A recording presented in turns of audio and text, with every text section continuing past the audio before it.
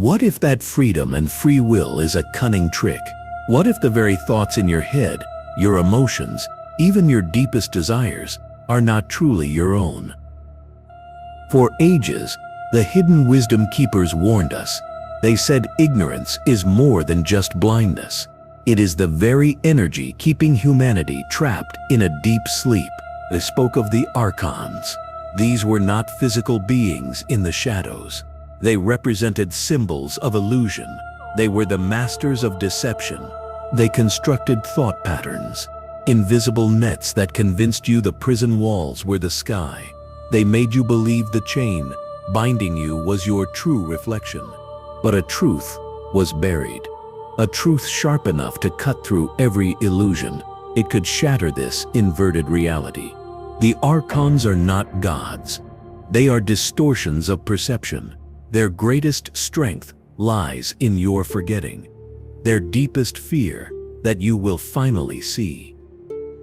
Not just what they represent, but who you truly are. The Gnostics, those ancient seekers of sacred knowledge, made an astonishing discovery. They knew the human soul carries a divine rhythm, a frequency the Archons could never fake. It is a spark of pure, uncreated light. Hidden in their teachings was a method, a sacred way of seeing. It could dissolve the Archon's power completely. This was not about worship. It was not about belief. It was about awakening awareness itself. It was about remembering your true self, remembering what lies beneath the hypnotic trance of this world. You will not simply hear another old tale. This is not about ancient beings, nor about lost texts. What you are about to discover is the method. It is the very secret the Archons fear most. This is the inner science, the way to set your perception free. In this video, we will reveal what these forces truly mean. We will show how they influence the human mind and why your attention and emotion are their only source of life. We will also examine the forgotten Gnostic texts. These writings show how to see through the Archon's illusion. They explain how that very awareness becomes the ultimate act of spiritual liberation. By the end, you will understand why this knowledge was hidden. You will also witness what happens when illusion breaks apart. You will see when the inner light finally comes alive. The origin of the invisible chains. To truly grasp the method the Archons dread, we must go back. We must go before religion, before dogma, before history was reshaped, before it covered the deeper truth. The story begins centuries after the time of Christ. Small groups of seekers met in secret. They gathered in hidden caves, in desert monasteries, away from the dominant religious orders. They called themselves Gnostics. This meant those who know. Their knowledge did not come from priests. It did not come from kings. It was remembered. They believed the material world was not the final truth. It was a cover, a distortion. It was cast by an imperfect creator. This creator was known as the Demiurge, or Yaldabaoth. This being, and the forces serving him, were the Archons. They were not ultimate destroyers. They were cosmic imposters. They pretended to be gods. They convinced souls that this world of limits, suffering, and fear was the only reality. For the Gnostics, the universe was a vast play. It was a drama between higher realms of light and a false world of illusion. Humanity was caught in between, divine in origin, yet asleep inside a dream shaped by lesser powers. In the Gospel of Mary, the teacher tells his followers, he says matter gives birth to a passion. A fever arises. It happens when the soul forgets its beginning. The Archons, these masters of distraction, amplify that passion. They interlock desire and fear. They make a net so fine, even the wise become caught. Yet the teacher's voice cuts through the illusion with one simple command: be courageous. For courage, he said, is the soul's anchor. It holds firm amid the storms of this material world. But here is where the story becomes dangerous. This is why it was silenced. The Gnostics did not teach blind faith. They did not preach obedience, not to any outside authority. They taught direct knowing. They claimed that within every person burns a piece of the divine source. They called it the divine spark. To awaken that spark is to dissolve the Archon's hold. Because once you recall your origin in the light, the illusion loses its grip. Imagine for a moment what that truly means. If every human carried an uncorrupted link to the divine, then no priest, no emperor, no institution, none could dictate your path to the divine. That single concept is why this knowledge was put down. Scrolls were hidden. Teachers were pursued. They were silenced. By the 4th century, the Gnostic voice was almost wiped out, but not completely. The resurfacing of the ancient truths. In 1945, in the sands of Nag Hammadi, Egypt, a sealed jar was found. Inside was a library. It had been buried for 1,600 years. There, among texts like the Gospel of Thomas, the Apocryphon of John, the Sophia of Jesus Christ, were fragments of a cosmic map, a guide for rising above the Archon's illusion. They described how these forces draw energy. They feed on human confusion. They feed on fear, how they mirror thought and emotion. They do this to keep us sidetracked. They revealed a method to overcome them, not to fight them, but simply to remember.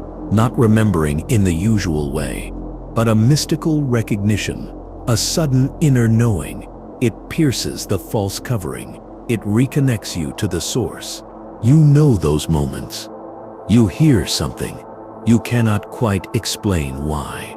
But deep down, you feel it is true. That is inner knowing. The Gnostics called it awakening your inner spark. That awakening is what the Archons fear most, because the moment you truly see, it does more. It does not just dissolve the structure of deception. It opens your entire view of reality itself. If the Archons fear anything, it is not weapons, not rituals, not rebellion. It is clarity. It is inner knowing, because clarity does more than burn through their shadow. It burns through the shadow that clouds your perception. If you find yourself drawn to this deeper vision, to these older ways of understanding reality, consider joining this community. Subscribe now. We continually bring forth hidden knowledge and forgotten wisdom that challenges the conventional. According to the Gnostics, the Archons are not physical monsters. They do not hide in some corner of the cosmos. They are distortions of consciousness. They are reflections born when divine light entered the world of matter and then fragmented. They exist in the unseen layers of thought, of emotion, of energy, like reflections without substance. They cannot exist on their own. They depend on awareness that has forgotten itself. What nourishes them? Your attention, your fear, your unconscious reaction to illusion. The Archons manipulate through imitation. They copy reality, but they lack the creative spark of the divine. They are mimics. They are masters of false light. When you feel the grip of fear, anger, judgment, or despair, it is not always you feeling it. It is the archonic current. It pulls at the strings of your inner self. It draws energy from the reaction it creates. They suggest thoughts through collective belief, through media, through systems, through endless conflict. The mimicry of the mind. The Gospel of Mary speaks of this. It calls it the kingdom of the flesh, a world where false powers stir desire and confusion until the soul forgets its own light. These forces are not random. They are deliberate distortions. They are reflections of the Archon's imitation of creation itself. They wear masks of authority and of certainty. They disguise limits as logic and distraction as progress. Their influence does not come from strength. It comes from forgetting, because when you forget what you are, pure divine awareness, unbound by form, you fall asleep inside their dream. And yet, the Gnostics found a weakness. The Archons cannot create. They can only copy. They cannot generate light, only reflect it, distort it, invert it, and drain it. Just as they did with many teachings, this means every moment you recall the source of your own light, their illusion flickers. Every breath taken in full awareness, every thought seen clearly, these actions pull back the energy that sustains them. In the Apocryphon of John, the teacher tells John, humanity was created from a spark of the divine realm. It was hidden within the shell of matter, so that even the Archons could not destroy it. It was planted as a safeguard, a code that could never be deleted. That code is awareness itself. You can feel it when you step beyond the grip of your thoughts. That quiet, alert presence, it sits behind the noise. That is the true you, because awareness cannot be controlled. It cannot be owned, it cannot be manipulated, it cannot be consumed. It simply is. The Gnostics taught that when the Archons tried to control the soul, they used fear as the key. But when a human being looked inward, when they faced fear with stillness, when they directed awareness upon the darkness, the illusion collapsed, like smoke in sunlight. That was the Gnostic method, not worship, but a shift in seeing through, instead of fighting against, realizing that darkness holds sway only when unseen. This is why the Archons feed on fear, because fear keeps your focus outward, lost in the maze of their false world. But the moment you turn your gaze inward, something awakens. The Gnostics called this anamnesis. It is the sacred act of remembering. When you remember, you stop reacting to shadows. You stop treating them as real. You stop giving energy to the illusion. And the Archons, starved of attention, lose their grip. They dread this remembrance more than anything, because it does more than just remove their influence. It makes them irrelevant. The Alchemy of Awareness. So the question becomes, how do you cultivate this remembrance in a world built to make you react, built to make you forget? How do you hold awareness amid chaos, amid deception and fear? The answer is not in escape. It is in transformation. It is in turning every moment of darkness into light. The Archons, according to ancient texts, are not destroyed by violence. They dissolve through recognition. Yet most people spend their lives fighting illusions instead of seeing through them. This is why the Archons have held power for so long. They do not need to enslave humanity with chains or with armies. They simply keep the mind at war with itself. Every argument, every outrage over a new story, every division, every judgment, each becomes a subtle offering of energy, an offering to their pattern of influence. In the hypostasis of the Archons, the Gnostics describe these forces. They are powers ruling over the mind. They take delight in chaos and confusion. They imitate reality. They project images. They stir emotion. They want you reactive, divided, asleep. The ancient Gnostics spoke of 7 powers that bind the soul, not demons in the common sense, but states of mind, darkness, desire, ignorance, the lure of death, the pull of the physical world, false wisdom, and angry pride. Each distorts your vision. Each whispers, "This is who you are," but they lie. Freedom comes not by fighting them, but by seeing through them, by letting awareness outshine the shadow. But hidden within that same text is their great weakness, a simple truth, so powerful it borders on cosmic revelation. They cannot stand before the vision of the light. This vision of the light is not a mystic beam from heaven. It is awareness itself, pure, clear consciousness. It looks upon illusion without fear. When you see manipulation for what it is, the energy behind it breaks down. Think of it this way. Darkness is not a force in itself. It is simply the absence of light.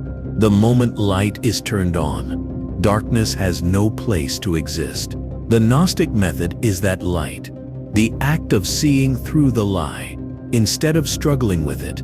This is why Jesus, in the Gospel of Thomas, says, "When you make the two one, when you make the inner as the outer, and the outer as the inner, then you will enter the kingdom." The Gnostics were not waiting for heaven after death.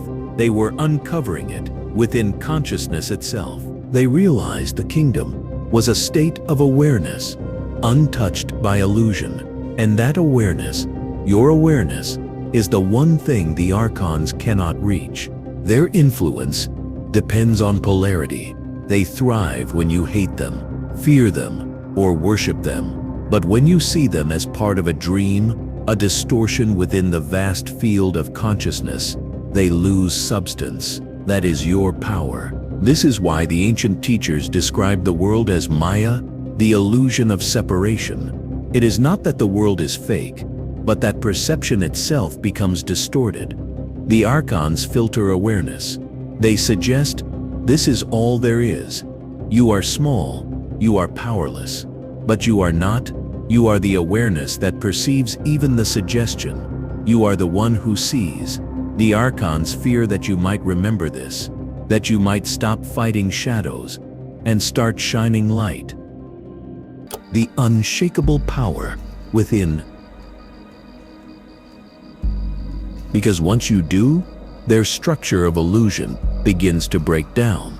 The systems they built, the collective stories, the societal mechanisms, even your own inner critic, they start to lose their hold. They feed on identification, and awareness cuts that cord. The Gnostics called this gnosis, not belief, but direct knowing. It is not taught, it is experienced. It is the quiet recognition, the truth that nothing outside you has power over your inner state.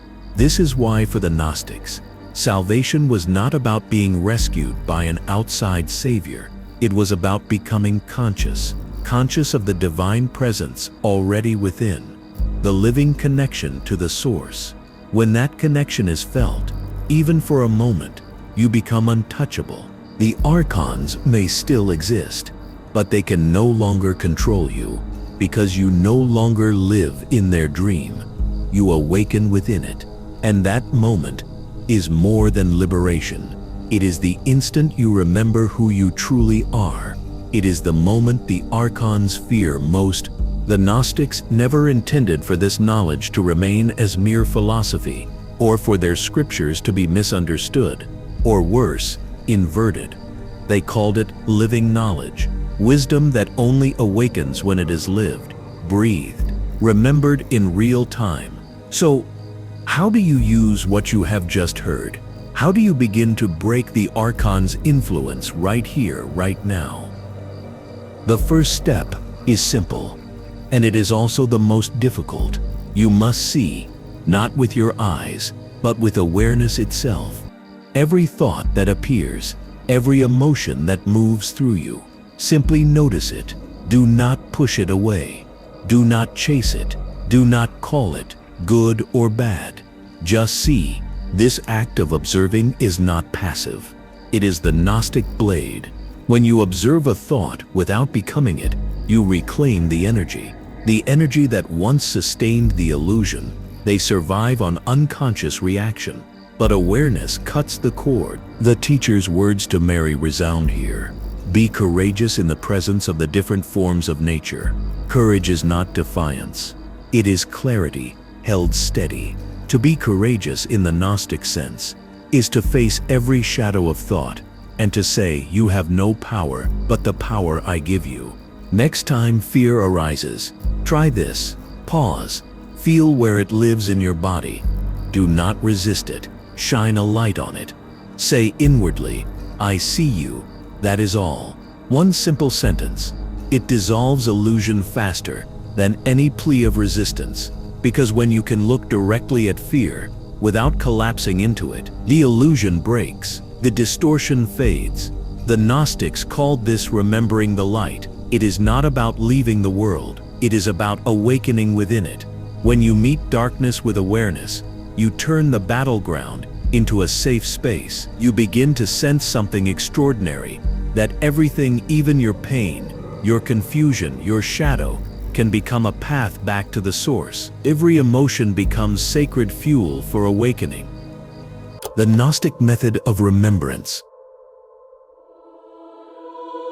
So throughout your day, begin to notice the subtle moments, the moments when you lose presence, when anger grips you, when distraction pulls you away, when you forget yourself in the noise. Each of those moments is a signal, a flicker that says, energy is being lost here. Do not judge it. Use it. Return to stillness. Return to light. This is the true Gnostic practice.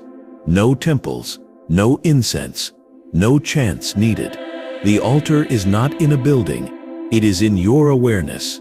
The prayer is your attention, and from this awareness flows an unshakable power, compassion. When you stop giving energy to fear, love begins to shine naturally. Not a weak, sentimental love, but a luminous understanding.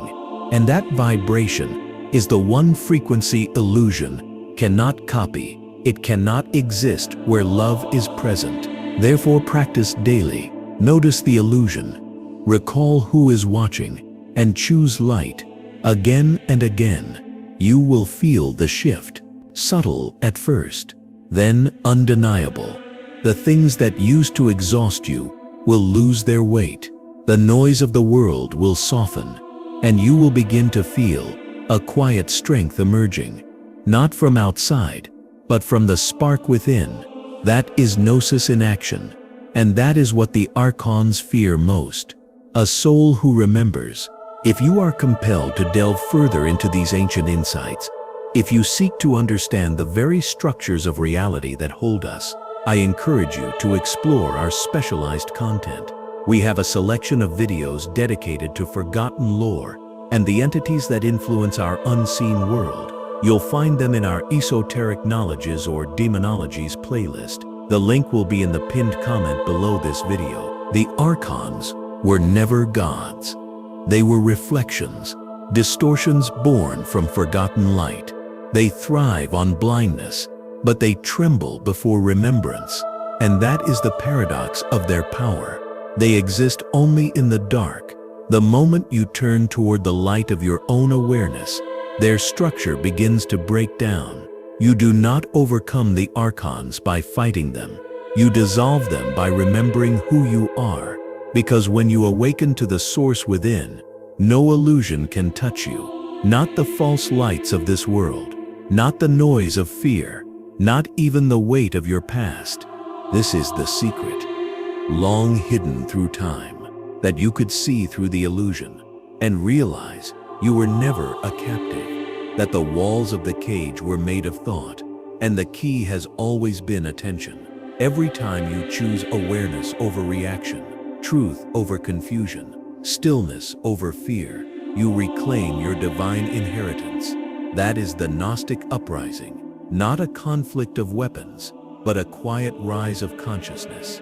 You may not see it, but every moment you wake up within the dream, the collective illusion weakens.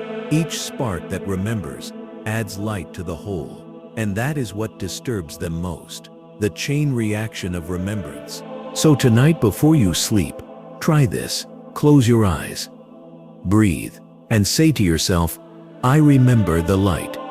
Feel it behind your thoughts, beneath your emotions, silent, eternal, unshaken. That is the part of you nothing external can reach. That is the divine spark the Gnostics sought to preserve. The Archons want you sidetracked, afraid, and divided. But now you see their pattern, and awareness ends the pattern. You have just taken the first step. The step toward remembering what the Gnostics called the pleroma, the fullness, the realm beyond illusion. And once you begin to see through their influence, there is no going back to sleep. Reflect on what was shared here today. Has this glimpse into forgotten wisdom brought any shift in your own perception of reality? Share your journey with us. Let us know in the comments below how these truths resonate within you.